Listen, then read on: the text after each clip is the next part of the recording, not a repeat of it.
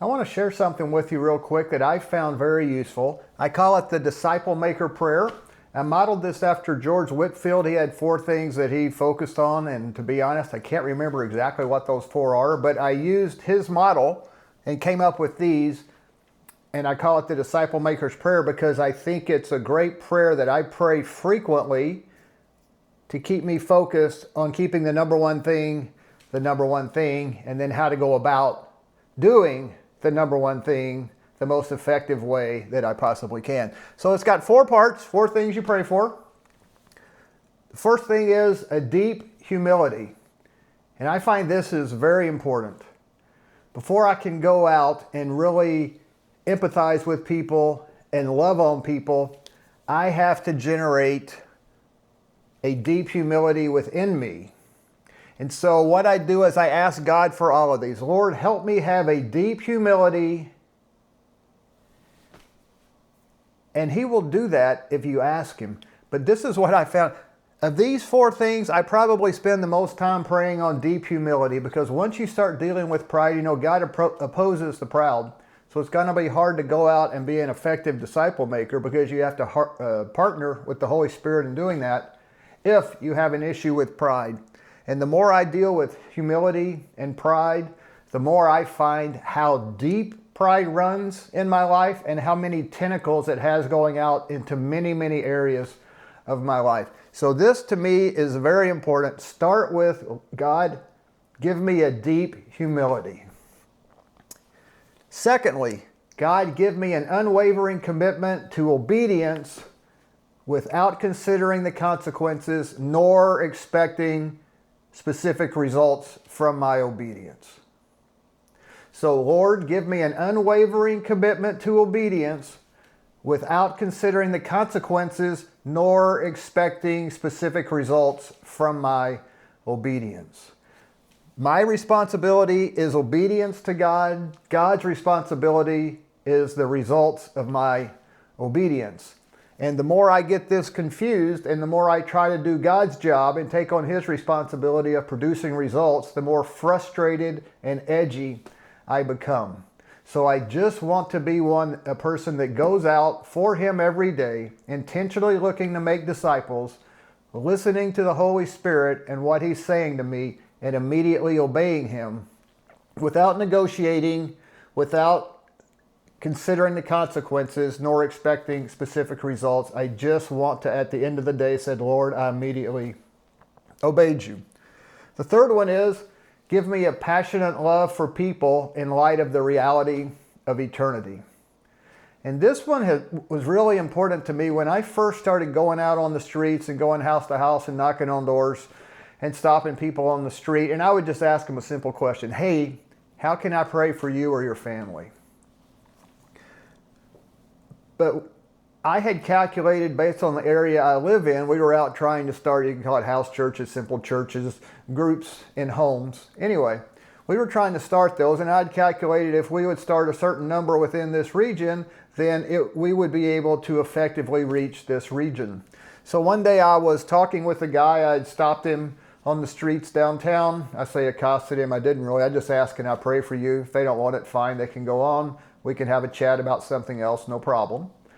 But anyway, the guy continued to go on and on and on and just tell me his story and more of his story, go more in depth and more in depth. So eventually we got done. I don't even remember if the guy wanted me to pray for him or not.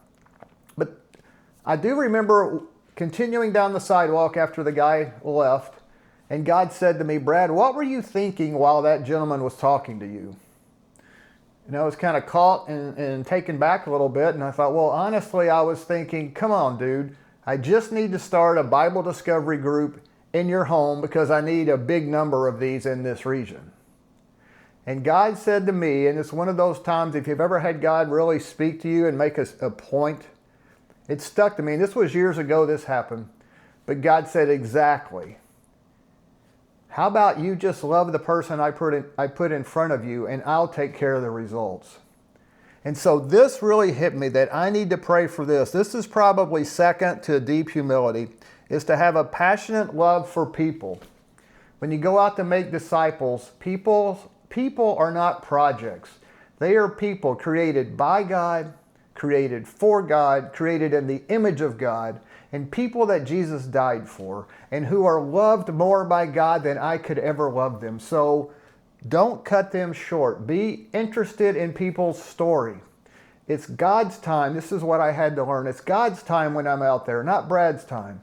And if somebody wants to talk for an hour and share their story with me, then that's God's time, and He's telling me, listen to this person. Love on them by showing them you really care about their story. And I'll tell you what, when I started really doing that and stopped worrying about can we just get things done, and I was actually probably looking at people as a project, and I just started being interested in the person I would talk to, I have found out that I actually become very interested in their story. And instead of trying to think of what is the next thing I'm going to say to try to lead in a certain direction, I'm just taken up in their story and I'm asking more questions about their story. You know why? Because I actually care about their story and I want to learn more. So I tell people the best way to connect with people when you're out trying to make disciples is to love the person. The other thing I tell people is, you know how they know you love them?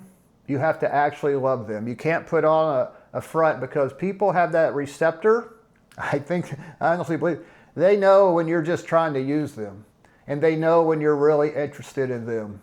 And when you're really interested in them and you really love them and you really want the best for them and you're willing to do what you can to see that come about, people will open up to you and people will share things. People have shared things with me that I stop on the street, that I knock on their door as some stranger. They have shared some very deep, intimate things with me. And I think it's because I pray this on a regular basis, and God has given me a passionate love for people, and I think they can sense that. So, Lord, give me a passionate love for people in light of the reality of eternity. That's what I pray on this line. And then the last line, or the last point that I pray for is, Lord, give me a laser focus to make disciples amongst all people in the world. In other words, Lord, don't let me lose my focus. Give me a laser focus to do what you said in the Great Commission, to go and make disciples amongst all groups of people in the world, all nations, panta ta ethne. Right? So I ask God for this. And I do this on a regular basis. It's 4 simple things, but they are very powerful when you sit there and you ask God for them, and you continue asking God for them, expecting that He will give you these things and not letting go of Him until you think that He has given you these for today. I'm not asking Him to give me these for the rest of my life. I'm only asking Him to give me these for today. And sometimes when I'm praying through there's one that I will get stuck on, and I realize that's the one God is saying, hey, Brad, we need to really work on this one today before you go out into the world. So it goes like this. Lord, give me a deep humility. Lord, give me an unwavering commitment to immediate obedience to you without regard for the consequences nor expectation of the results. Lord, give me a passionate love for people in light of the reality of eternity.